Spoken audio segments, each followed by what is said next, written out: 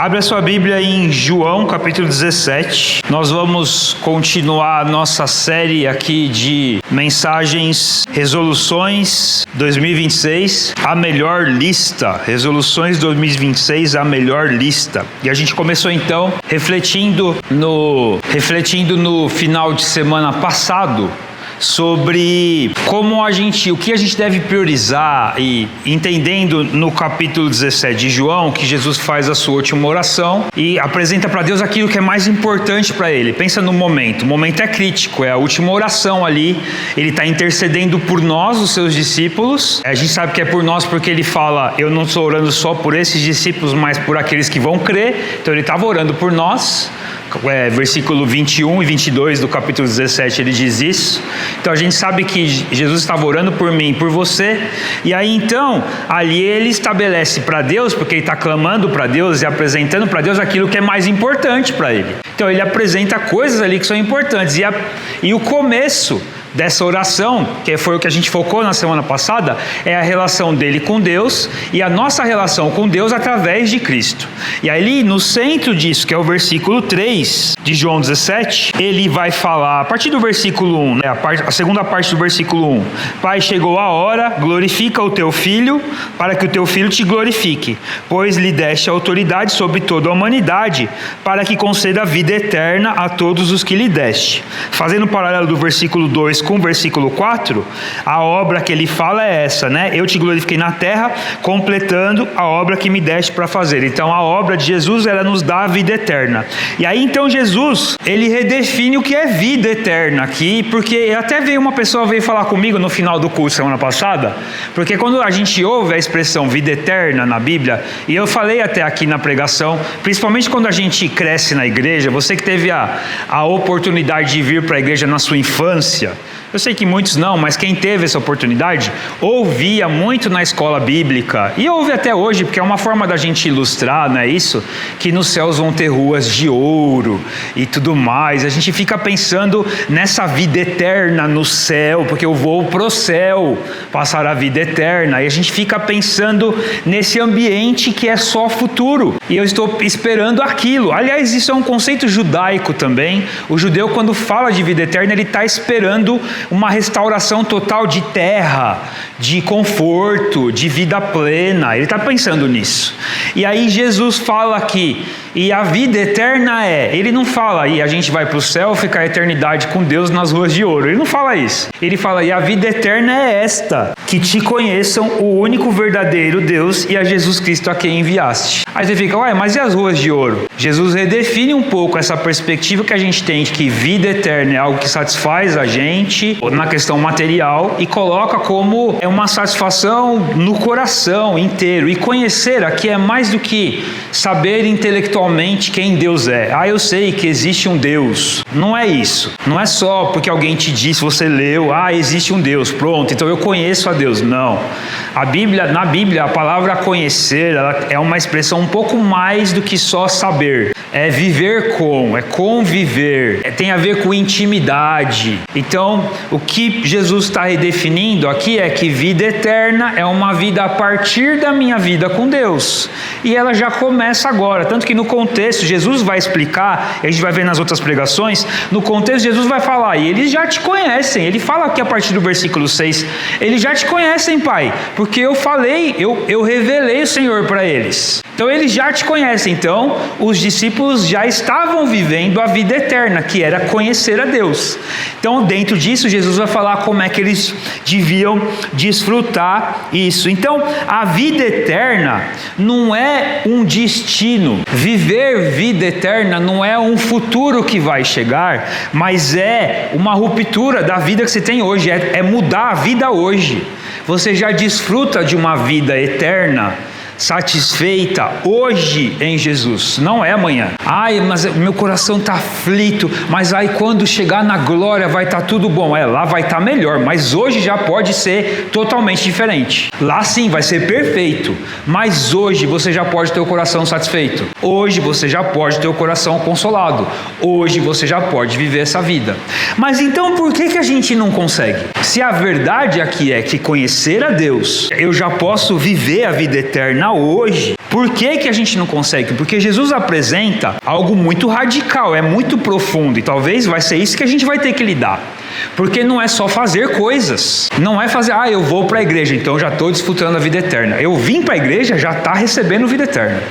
Eu dei minha oferta, agora a vida eterna está garantida. Não é sobre fazer coisas, porque Jesus está mudando o centro da sua vida. Sem Deus, ou não conhecendo quem Deus é, o centro da sua vida é você. Quando você conhece Deus de verdade, através de Jesus Cristo, que revela a glória do Pai, você entende o amor do Pai e a decisão do próprio Deus de se sacrificar por você, tudo isso o impacto disso deve ser mudar o centro da sua vida para Ele, porque não faz sentido você conhecer Deus de verdade e o tamanho do sacrifício de Cristo e da obra de Cristo e você ser o centro da sua vida e Jesus não ser. Algo deve mudar para você e Jesus está propondo isso. Quando você conhece Deus, vida eterna, essa vida, quando você vive essa vida, Deus não é só um assunto, Deus não é só um recurso, Deus não é só um apoio quando eu estou com dificuldade, não é só uma muleta para eu poder andar a minha vida. Ele passa a ser o fundamento absoluto da minha existência. Não tem outra razão de existir se não for para esse Deus que entregou a própria vida na cruz por mim. Não tem outro motivo, não tem outra razão. Então conhecer Deus muda o centro. E por que a gente não consegue? Na Bíblia, conhecer a Deus é sempre mais profundo do que eu estou falando. Eu já falei isso aqui, eu estou repetindo. Mas algumas coisas podem ajudar a gente a entender esse conhecer a Deus na Bíblia. Tem a ver com rendição, eu me rendo, eu me entrego. Tem a ver com dependência, eu dependo dele, é ele que faz, não sou eu. Tem a ver com transformação, minha vida muda, meu mundo muda. O que era de um jeito vira de cabeça para baixo, porque agora é diferente, não é mais a mesma coisa. Eu não me satisfaço mais com as mesmas coisas não têm mais o mesmo valor, as coisas não têm mais o mesmo valor. Eu troco o valor das coisas, é Deus que me mostra que elas não têm valor, na verdade. E eu acabo deixando de fazer coisas e alguém vai falar, nossa, tá vendo? Porque virou crente, ela tá deixando de fazer as coisas divertidas. Não, é que você encontrou aquilo que é divertido de verdade, aquilo que satisfaz de verdade, e agora é Deus. Não são essas coisas. Eu posso trocar elas porque elas não são aquilo que é mais importante na minha vida. E mesmo que eu possa, algumas coisas a gente não tem que parar, a gente pode continuar fazendo, mas elas não são tão importantes quanto Deus. E nunca vão ser, e estão muito longe disso. Quer ver? Eu vou abrir alguns textos com você rapidinho, e não é o texto principal que eu vou ler, que eu vou pregar, mas eu vou abrir alguns textos aqui e você abre comigo. Abre aí em 1 João 5:20. Vou treinar a Lohane hoje ali no negócio ali, já vai aprender. 1 João, olha, já foi rapidinho, hein? Mais rápido que o Dudu. Vamos lá. Olha que interessante. Lembra que eu tô abrindo e ampliando conhecer a Deus, hein? Então vamos lá, ó. Versículo 20. Sabemos também que o Filho de Deus veio e nos deu entendimento. Olha o que Jesus deu pra gente. Entendimento. É claro que esse entendimento só vem através do Espírito Santo agindo em nós, e aí a gente entende a salvação, mas é entendimento, para que conheçamos aquele que é o verdadeiro. Na minha Bíblia está com V maiúsculo, nessa aqui também está, né? Tá também, nessa versão, a NVI é igual aqui, provavelmente em qualquer Bíblia que você está usando aí vai estar com V maiúsculo, que está falando de Deus aqui, do próprio Deus. E nós estamos naquele que é o verdadeiro, em seu Filho, Jesus Cristo. Então nós estamos em Deus. E este é o verdadeiro Deus e a vida eterna. Olha o que João fala, é o mesmo João que escreveu João 17, que é a oração de Jesus, e ele fala, conhecer a Deus estar em Deus, e conhecer a Deus é a mesma coisa. Eu estou em Deus através de Cristo porque eu conheço Deus e aquele que é verdadeiro. Olha um outro texto aqui para ajudar a gente, 2 Pedro, capítulo 1. 2 Pedro 1, versículo 2. Olha o que Pedro está desejando para a igreja. É uma igreja perseguida ali, que está sofrendo. E ele está desejando, e ele não está falando de libertação. Pedro está mandando a carta para uma igreja que está sofrendo perseguição. Está sendo perseguida para morrer. E aí ele não começa a carta falando que Deus livre vocês dos perseguidores. Que Deus derrote os seus inimigos. Ele não está falando isso aqui. Olha o que ele fala aqui. Graça e paz lhes sejam multiplicadas pelo pleno conhecimento de Deus e de Jesus o nosso Senhor. Presta atenção nisso. Seu divino poder nos deu tudo o que necessitamos para a vida e para a piedade. Através do que isso? Por meio do pleno conhecimento daquele que nos chamou para a sua própria glória e virtude. Vida eterna. A gente desfruta através do conhecer a Deus. A consolação para uma igreja perseguida era conhecer Deus, não era ser livre da perseguição. Olha que interessante isso. Efésios 1:17, mais um texto aqui, como Paulo está clamando por coisas que são importantes para aquela igreja de Éfeso. Efésios 1:17, ele diz assim, dentro da oração inicial do capítulo 1, ele fala: peço que o Deus de nosso Senhor Jesus Cristo, o glorioso Pai, lhes dê o espírito de sabedoria e de revelação no pleno conhecimento dele. É isso aqui que é prioridade para Paulo, é conhecerem a Deus, conhecerem a glória de Deus e a obra de Deus. Oro também para que os olhos do coração de vocês sejam iluminados, a fim de que vocês conheçam a esperança para o qual ele os chamou, as riquezas da gloriosa herança dele nos santos. Ele está falando de vida eterna aqui, de salvação. Ele está falando, e eu oro para que vocês consigam enxergar e desfrutar da salvação, da vida eterna. E como que a gente desfruta disso? Conhecendo Deus, sabendo quem Deus é. Colossenses 1:9-10. Colossenses 1:9-10. Olha o que Paulo está agradecendo, e clamando por essa igreja de Colosso. É uma igreja que estava testemunhando da glória de Deus, e aí ele está com alegria aqui, e dentro dessa alegria, dessa gratidão pelo testemunho deles, ele faz um pedido aqui, e ele fala assim, por essa razão, desde o dia em que ouviram que eles estavam sendo bênção, não deixamos de orar por vocês e de pedir que sejam cheios do pleno conhecimento da vontade de Deus, com toda a sabedoria e entendimento espiritual. E isso para que vocês vivam de maneira digna do Senhor e em tudo possam agradá-lo, frutificando em toda boa obra, crescendo no conhecimento de Deus, de Deus, e sendo fortalecidos com todo o poder, de acordo com a força da sua glória, para que tenham toda a perseverança e paciência com alegria, dando graças ao Pai que nos tornou dignos de participar da herança dos santos no reino da luz. Está falando de salvação, e para salvação, para desfrutar dessa vida eterna, eu preciso conhecer Deus, e a minha relação com Deus vai me ajudar a me render, a entregar tudo para Ele, a entender qual que é a vontade dele, e aí eu vou viver dentro dessa ética do reino, e ali eu vou desfrutar. Mas por que a gente não consegue fazer isso? Eu vou continuar fazendo essa pergunta. Eu vou responder ela, mas eu vou continuar fazendo a pergunta. Por que a gente não consegue fazer isso? Calvino fala assim, eu fiz uma tradução livre aqui, eu achei o texto em inglês, ele fala assim, não existe verdadeiro conhecimento de Deus sem que o homem seja humilhado, pois Deus só se revela aos que abandonam a confiança em si mesmo. Essa é a resposta. Se nós estamos no trono, se nós somos o centro ainda, a gente não consegue conhecer Deus e desfrutar da vida de Deus. A gente vai querer sempre se conhecer, se entender, se agradar, a gente vai ficar no centro. Se a gente não se humilhar, a gente não consegue. E aí eu quero que você entenda isso tem que ficar muito claro aqui. É possível você frequentar uma igreja, você conhecer pontos, conteúdos teológicos, você servir em ministérios e ainda não conhecer a Deus. Porque conhecer a Deus não são coisas que nós fazemos, mas é entender quem Ele é e viver a partir disso. Ontem eu estava com umas pessoas, a gente estava falando sobre fé, e a gente estava falando de uma pessoa que esteve no Evangelho um dia, serviu, e ela não está mais, saiu, está totalmente desvirtuada do Evangelho, até contra o Evangelho de algumas formas.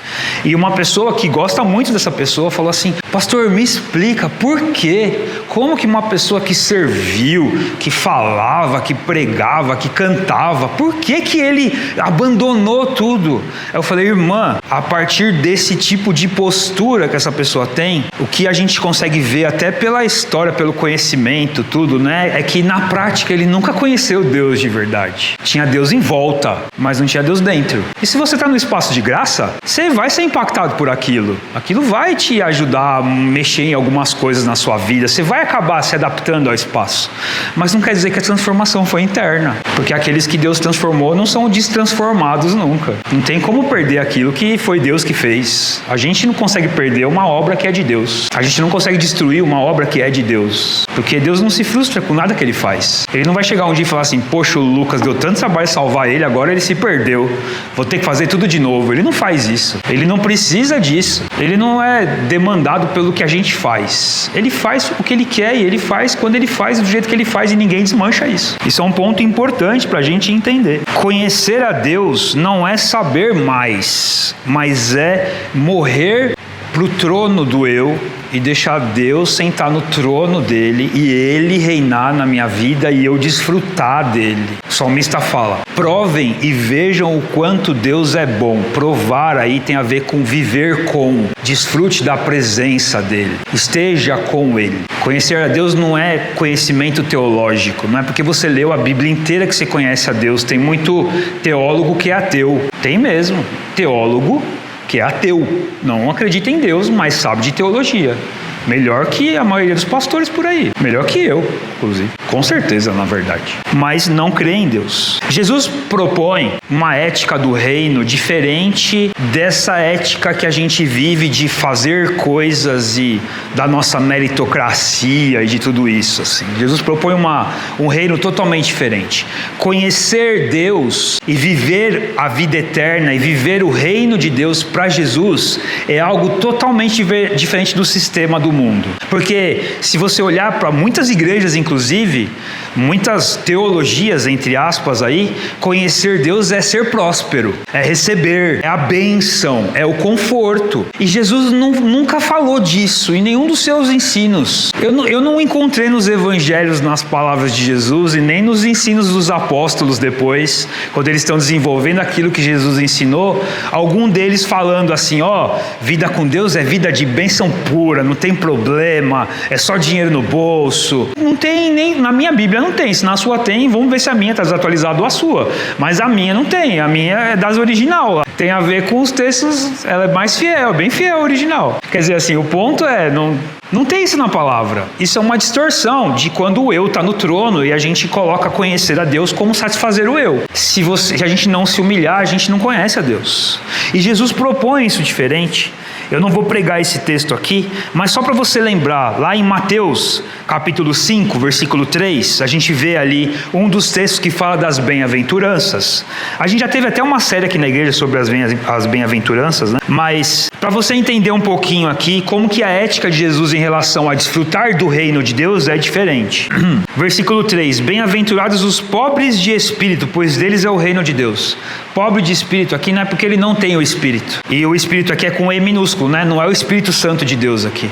O aqui é aquele que reconhece que ele não é a pessoa mais importante. Ele não é a última bolacha do pacote. Ele reconhece isso. Ele se coloca no lugar dele e entende, eu sou um pecador, eu sou uma pessoa limitada. Isso é um pobre de espírito. Ele vai falar, bem-aventurados os que choram, pois serão consolados. Ele não vai falar, felizes são os que estão sempre dando risada. É o contrário. E a gente vive num mundo hoje que a gente só quer dar risada, né? Ele vai falar, bem-aventurados os que choram, porque eles serão consolados, eles vão desfrutar de Deus. Porque se você está rindo e rindo porque está rindo, e o motivo não for Deus, você não vai precisar de consolo, né? Mas aquele que chora, ele desfruta de Deus, ele sabe quem Deus é, ele entende. E o chorar aqui, esse chorar aqui não é de tristeza porque alguém pisou no meu pé, não é de dor. Esse chorar aqui é um chorar de arrependimento, de reconhecimento de que eu sou pecador e eu preciso de graça e misericórdia. E aí, esses vão ser consolados com salvação. Bem-aventurados os humildes, pois eles receberão a terra por herança. E aí ele vai desenvolver. Jesus está falando de ética aqui. E essa ética do reino, essa vida no reino, é uma vida que o conhecimento de Deus, ou desfrutar da vida eterna, de conhecer a Deus, passa por eu deixar de me colocar no centro da minha vida. E é estranho a gente falar isso num mundo em que você é a pessoa mais importante, você é quem está sempre feliz, você sempre tem que estar satisfeito. Aí Jesus chega totalmente contra a cultura e contra a nossa, contra aquela lá e contra a nossa, para falar assim: não, a vida de verdade, o conhecer a Deus e viver vida eterna é uma vida que você não é o centro da sua vida, que você não tem que estar satisfeito o tempo todo com as coisas, mas satisfeito em Deus, porque Ele é aquilo que você, é nele que você desfruta a vida eterna. É interessante isso, né? Porque isso ajuda a gente a responder a pergunta: por que a gente não consegue viver isso? Porque nós não queremos conhecer a Deus, a gente quer conhecer a nós mesmos e satisfazer a nós mesmos. A gente quer que a gente fique no trono sentado. Eu batalho com isso diariamente, eu tenho as minhas lutas. Eu tava vendo um vídeo do Paul Washer. Quem sabe quem é o Paul Washer sabe, é um pregador, um ótimo pregador, comentando o quanto ele admira o John Piper, que é um outro ótimo pregador, comentando sobre um aspecto da vida, e não é uma coisa positiva. E ele falando assim, ele falou: eu me admiro do John Piper, eu fico impactado por ele, porque ele fala da batalha dele de buscar e conhecer a Deus. Ele fala assim: ó, eu tenho dificuldade, eu tenho uma batalha para parar para orar, para parar para ler a Bíblia, para parar para meditar na palavra. É o John Piper. Se você sabe quem que eu estou falando, você sabe o que eu estou falando. Sim, é um cara profundamente bíblico, conhecedor da palavra e tudo mais. O Paul Washer também. Aí o Paul Washer falou assim: meu, se o John Piper é assim, imagina eu. Ele falou, aí eu falei: puxa, se o Paul Washer falou isso aí, eu sou a melequinha no chão. Porque assim, são homens de Deus e estão falando da sua batalha, que é a batalha que eles têm de colocar Deus no centro, de colocar Deus no trono dele.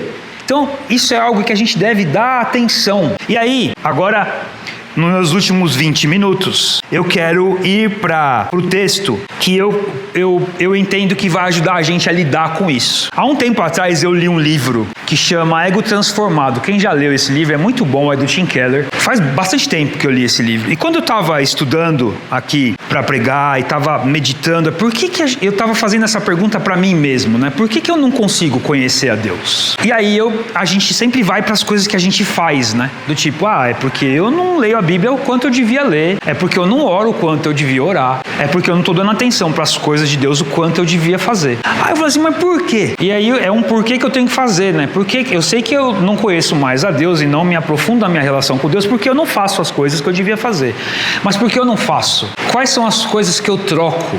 Por isso que eu devia achar que é mais, eu devia crer que é mais, achar não, crer que é mais importante. Por que eu não faço? E eu faço outras coisas. Por que eu vou lá e assisto um filme, assisto uma série, jogo videogame, toco um violão? Por que eu faço isso no lugar, na hora em que eu podia dedicar e buscar mais a Deus e ter mais intimidade com Deus? Porque eu quero satisfazer os meus desejos, eu quero satisfazer o meu eu com prazer. Isso é orgulho, é se encher, é olhar para si mesmo. E aí ok, entendi, Deus, obrigado pela porrada, apanhei mesmo, tá doendo.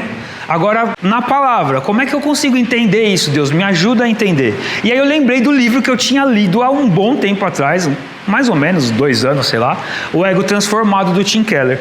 E ele foca esse livro, é um livretinho, gente. É um livro curto que dá para você ler 1-2 dias. Assim, se você não tem prática de ler, você vai ler um pouquinho mais, mas você lê rápido. E ele foca no texto de 1 Coríntios capítulo 4, versículo de 1 a 7. É nesse texto que eu quero terminar aqui para o final do estudo, para entender como é que a gente faz então para lidar com esse ego, com esse eu que está sentado no trono. E por que ele está sentado lá? E o que a gente deve fazer? Quais são os passos práticos, as decisões que a gente deve fazer para conseguir lidar com a raiz do problema, que é o orgulho, que é eu achar que eu tenho mais valor do que o conhecer a Deus e o próprio Deus. Então, esse restante da pregação aqui é basicamente um resumo do livro. Mas leia, não deixe de ler o livro, é importante você ler o livro, é muito legal.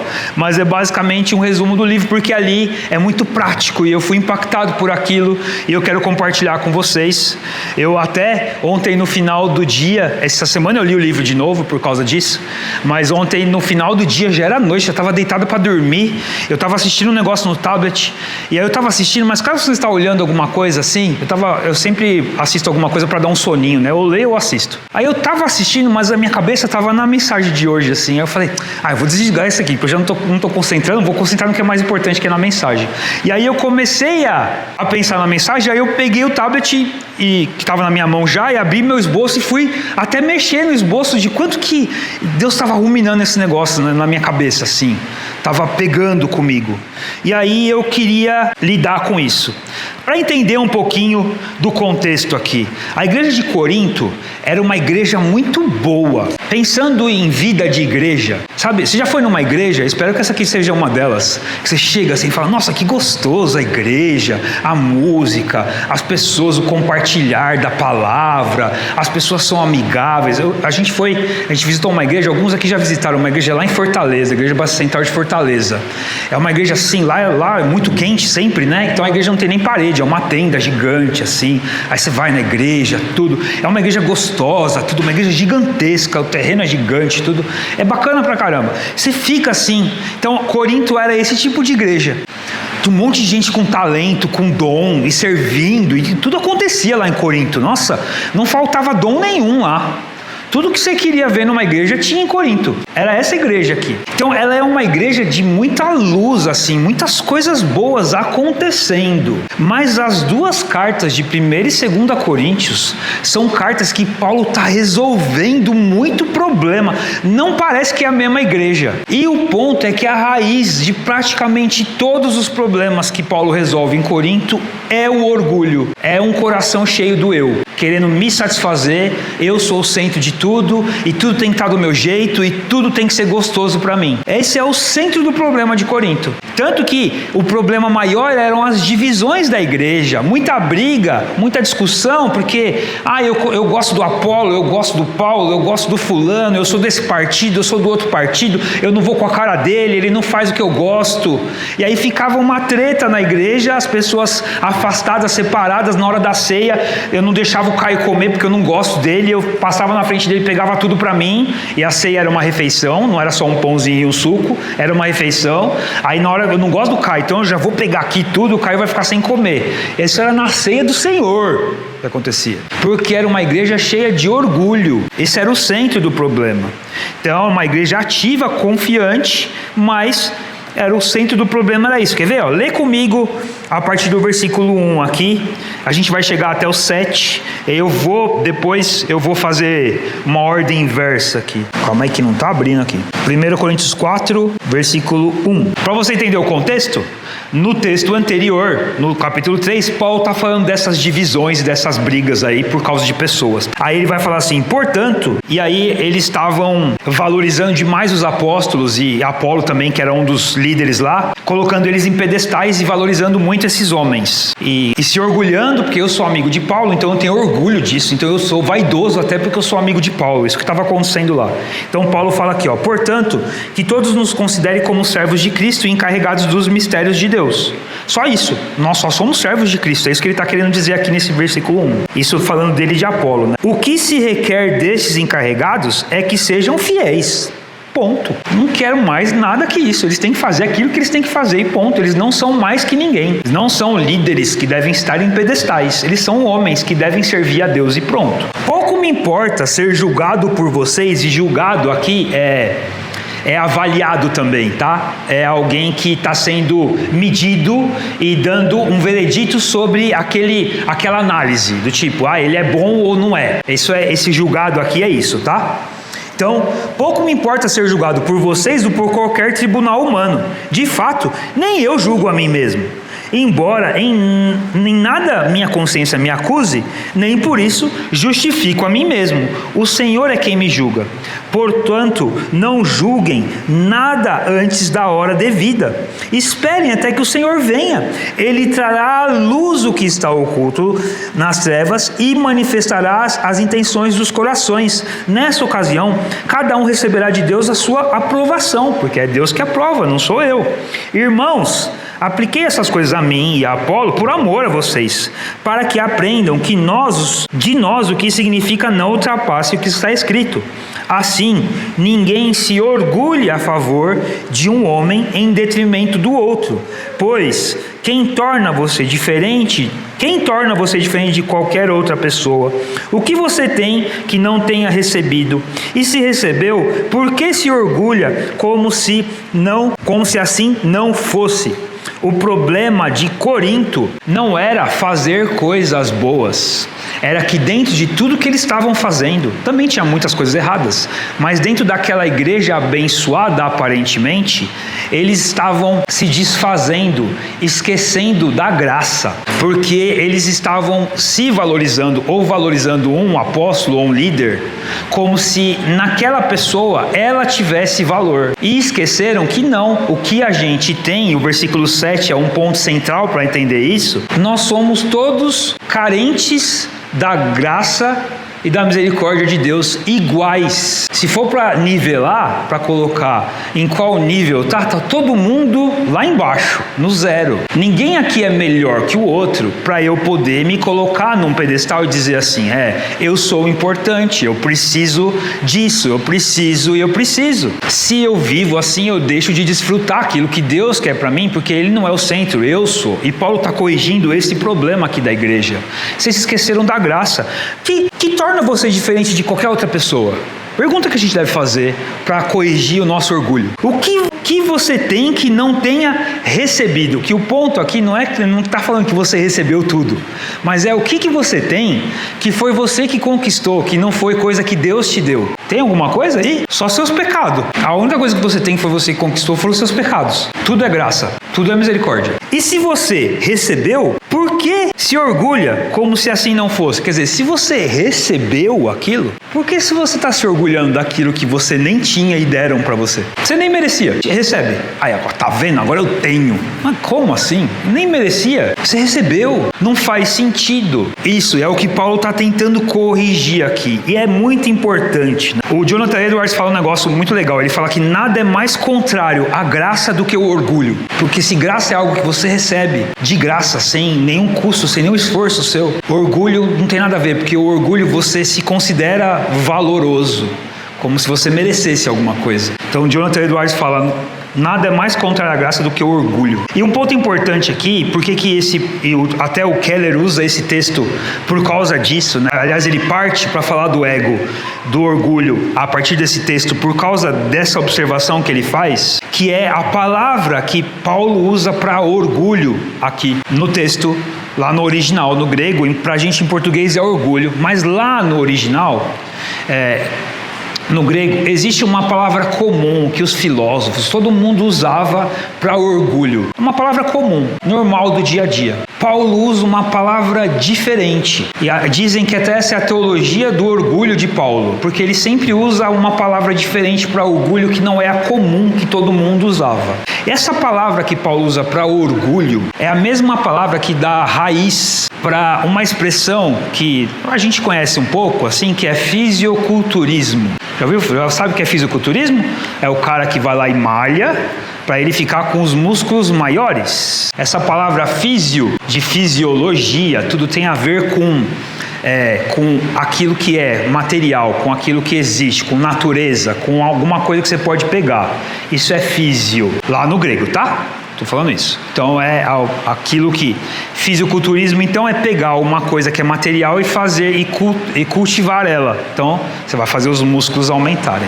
Paulo usa essa palavra aqui, ele usa só que num sentido negativo, que era o sentido de alguém que está inchado, inflado, alguém que está cheio, mas cheio de desconfortável, cheio de parece que vai explodir, tá até doendo, tá ruim, assim, tá apertado.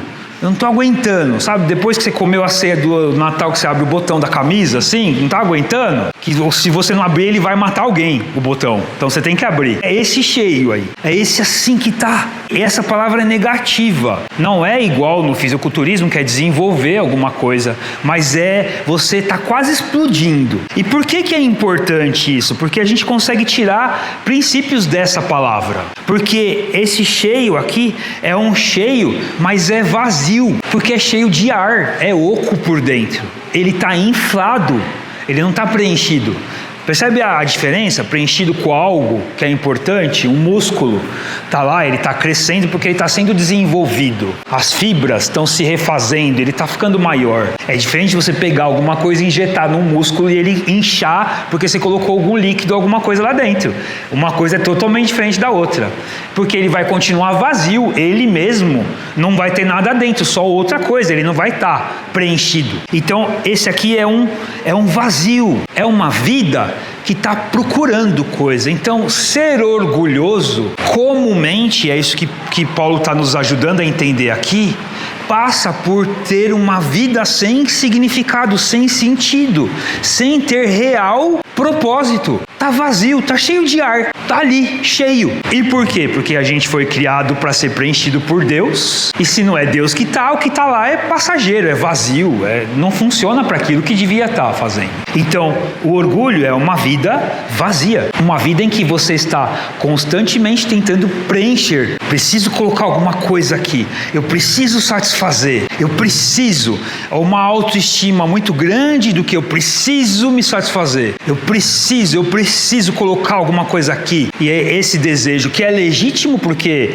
a gente está longe de Deus e é só Deus que satisfaz isso. É legítimo, Salomão fala isso em Eclesiastes, mas como Deus não está lá, eu coloco qualquer coisa, mas é um buraco sem fundo, porque fica vazio a vida inteira. A outra característica desse inflar aqui é que é dolorido. Ele está sempre a ponto de explodir, está sempre com muita tensão. É um balão que você encheu até o limite. Qualquer coisa vai explodir. Então, a festa de aniversário que a gente faz aquele arco mó bonitão, mas os balões estão tão cheios que no meio da festa fica parecendo que tem fogos. Mas é porque qualquer coisinha que encosta no balão, ele estoura. Está muito cheio, tem muita tensão. E aí a pessoa fica, vamos fazer a metáfora aqui, fica tudo à flor da pele. Toda vez que acontece alguma coisa que eu não quero, que não é do meu jeito, eu sou muito sensível, dói, aquilo me machuca, e eu levo para a mesa e falo, tá vendo, estão me machucando, tá vendo isso aqui? Porque eu estou tão cheio, que está tudo muito sensível. Tudo assim, eu não estou falando que às vezes a pessoa, não estou falando que não existe você ser machucado por alguém, eu não estou falando nisso. Vamos diferenciar uma coisa da outra, tá? Eu estou falando da atitude, de que tudo que acontece está me machucando. É diferente uma coisa da outra. Você ser machucado por alguém acontece, o mundo é ruim, as coisas acontecem mesmo, infelizmente. Que Deus te console se isso aconteceu. Mas eu estou falando da atitude, que qualquer coisa é um machucado para mim, porque está tudo à flor da pele, eu estou muito tenso, muito inchado. Outra coisa dá muito trabalho, esse inflar é alguém que está muito atarefado, está constantemente buscando alguma coisa para preencher aquele vazio que nunca está satisfeito. E é por isso que ele incha perto de explodir. Constantemente você vai buscar alguma coisa. E aí isso cai muito em vícios, em comportamentos destrutivos. Vício em alguma coisa, em sexo, em TV, em gastar dinheiro, em trabalho, em qualquer coisa.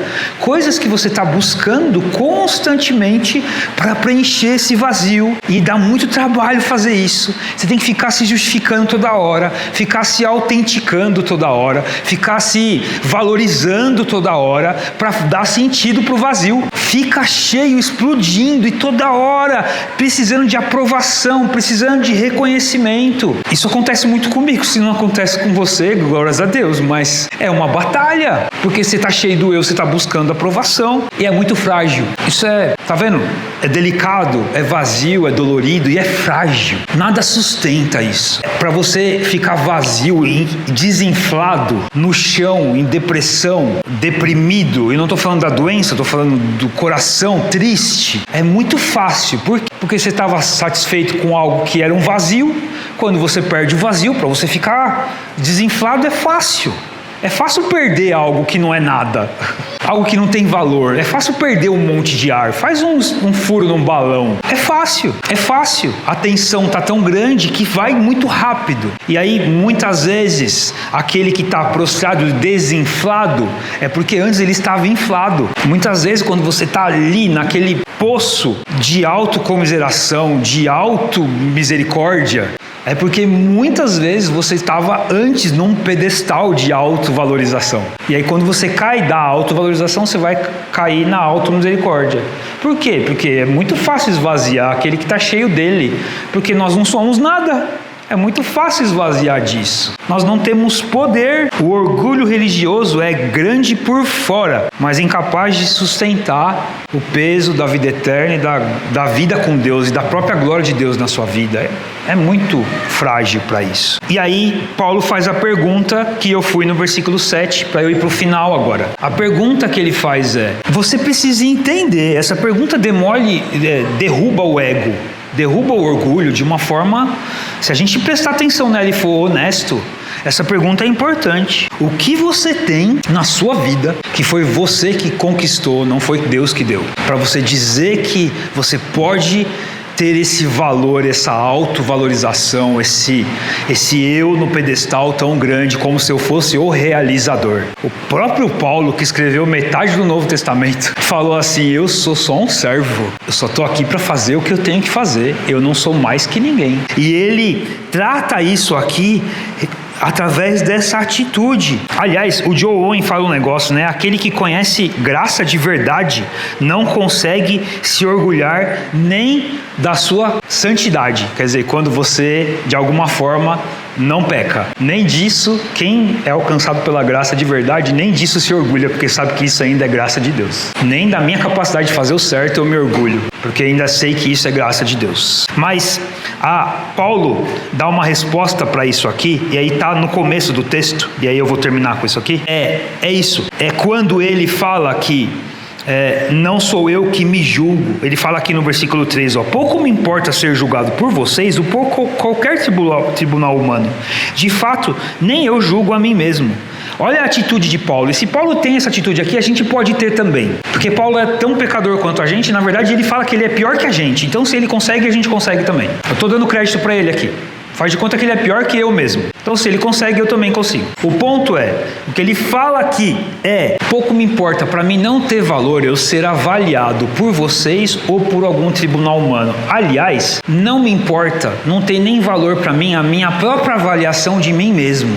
É esse tipo de atitude que a gente deve buscar para conseguir conhecer a Deus de verdade. Para que o orgulho não seja aquilo que vai impedir a gente de Deus estar no trono e a gente desfrutar da graça dele. Eu não estou preocupado eu não devo estar, e isso eu estou falando para mim também, no meu coração, eu não devo estar preocupado com a avaliação de vocês. Será que eu estou agradando? Será que eu estou fazendo de um jeito que está todo mundo feliz? Eu não devo estar preocupado com a avaliação da minha esposa, no sentido de, será que eu sou quem eu sou, só se ela me valorizar e dizer para mim, tá certo, parabéns Lucas, bom garoto. Não, eu não devo nem me valorizar porque eu acho que eu sou bom. Eu não devo estar preocupado, eu vou fazer a minha avaliação e eu tenho um problema com isso.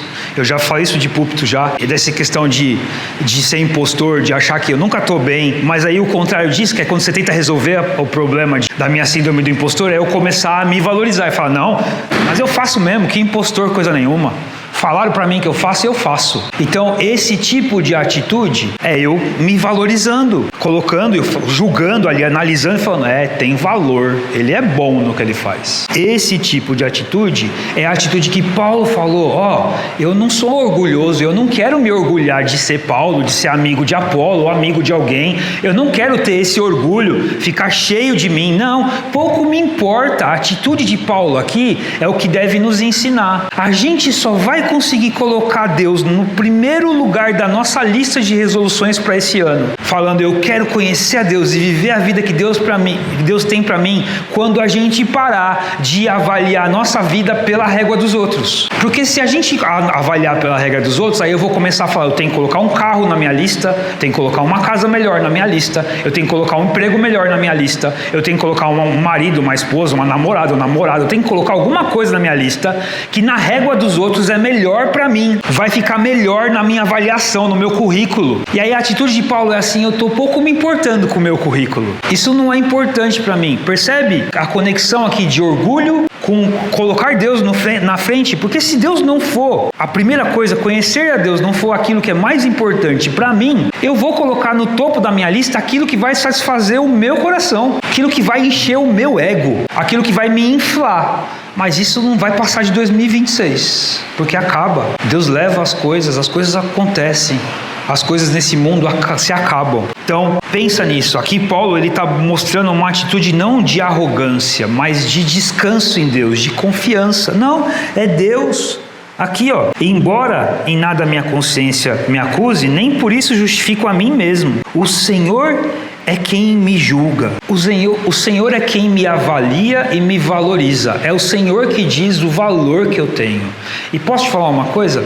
Você, por estar em Jesus, você é alguém que Deus pode olhar através de Cristo para você e falar assim: esse é meu filho em quem eu me agrado. Se a gente estava em Cristo, se nós somos identificados com Cristo na sua morte, na sua ressurreição, na sua obra, isso que a Bíblia nos ensina, quando Deus fala para Jesus: você é meu filho em quem eu me agrado, Ele também está falando isso para mim e para você. Porque agora Ele pode nos chamar de filhos. E o nosso valor está em sermos filhos de Deus e não em termos a melhor lista com as melhores realizações. Não se orgulhe de algo que você não conquistou. Seja grato, porque tudo que a gente tem é de Deus. E coloque Deus no centro. Você só vai desfrutar do reino de Deus, da vida eterna, quando a atitude for de humildade, de ser pobre de espírito, de ser manso, de confiar em Deus. Busque, leia a palavra, não porque eu quero saber mais, mas porque eu quero conhecer a Deus, eu quero ser transformado por ela. Ore, não para parecer que você ora bem, ou para cumprir um calendário, mas porque eu quero conexão com Deus, eu quero ser impactado pelo agir de Deus através do Santo Espírito na minha vida. Eu quero isso, eu quero falar, eu quero expressar. Venha para a igreja e sirva na igreja, não para parecer que você é bom no que você faz, mas porque eu quero glorificar a Deus e desfrutar da vida eterna que Deus propõe através do corpo de Cristo. É isso que você deve fazer. Essa deve ser a sua prioridade, o primeiro ponto da sua lista. Eu estou fazendo esse desafio para mim, estou fazendo para você. Coloca Deus no primeiro lugar. Busque conhecer a Deus. E para você fazer isso, você não pode estar no topo da sua lista. Quem tem que estar é Deus. Você não pode estar no seu pedestal. Quem tem que estar no trono é Deus. É Ele que eu quero conhecer. Não quero me satisfazer, não quero fazer as coisas do meu jeito. Eu quero a glória dEle. Eu não estou preocupado com como você me julga. Eu estou preocupado. É isso que a gente deve falar. Eu estou preocupado em como Deus me valoriza. E Ele já falou que em Jesus Ele me ama. E Ele te ama. Se você não se encontrou com Deus ainda, confie em Cristo, porque o amor dele foi demonstrado na cruz, morrendo por você quando você era pecador. Reconhece que você é pecador e entrega a sua vida para Jesus. Se você já é um crente, sai do pedestal. Você já sabe o que é graça. Você não conquistou nada, você recebeu tudo. Vive em gratidão e para a glória de Deus. Amém?